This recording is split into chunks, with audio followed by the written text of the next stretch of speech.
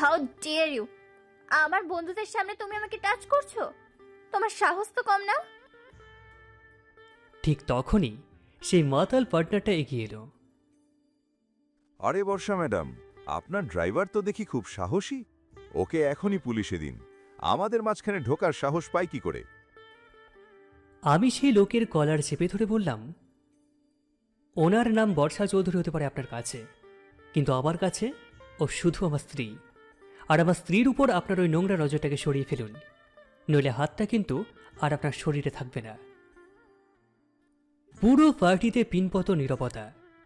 বর্ষা পাথরের মতো দাঁড়িয়ে রইল। তার চোখ ফেটে জল আসার উপক্রম, কিন্তু অহংকার তাকে কানতে দিচ্ছে না। আমি ওর হাত শক্ত করে ধরে টেনে বাইরে নিয়ে এলাম। গাড়ির ভিতর বর্ষা চিৎকার করে বলছে, কেন করলে এমন? কেন সবার সামনে বললে আমি তোমার স্ত্রী? আমার রেপুটেশন শেষ করে দিলে তুমি। এখন লোকে আমাকে নিয়ে হাসাহাসি করবে যে আমি আমার পিএকে বিয়ে করেছি। রেপুটেশন?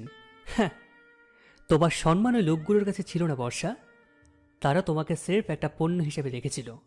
আর আমি তোমাকে ভালোবাসি বলে অপমানটাকে সহ্য করতে পারিনি। তোমার কাছে তোমার অহংকার বড় হতে পারে বর্ষা, কিন্তু আমার কাছে তুমি বড়। বর্ষা মুখ ফিরিয়ে জানালার দিকে তাকিয়ে নিচু স্বরে বলল,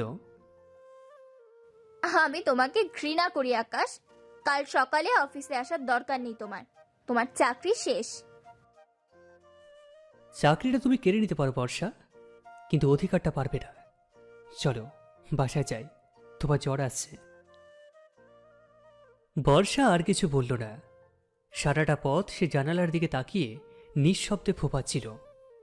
কিন্তু যখনই গাড়িটা জোরে ব্রেক কষল, সে অবচেতন মনে আমার হাতটা খামচে ধরল। তার এই আঁকড়ে ধরাটাই বলে দিচ্ছিল ভিতরে ভিতরে সে কতটা একা।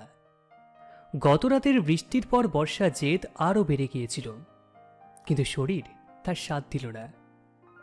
সকাল 10টা বাজে, অথচ বর্ষা এখনো ঘর থেকে বের হয়নি। আমি যখন ঘরে ঢুকলাম, দেখলাম ও লেপের নিচে কুকড়ে শুয়ে আছে। গায়ের তাপমাত্রা আগুনের মতো গরম। বর্ষার কপালে হাত রেখে আমি বললাম, বর্ষা, তোমার তো প্রচণ্ড জ্বর। আমি ডক্টরকে এখনই ফোন করছি।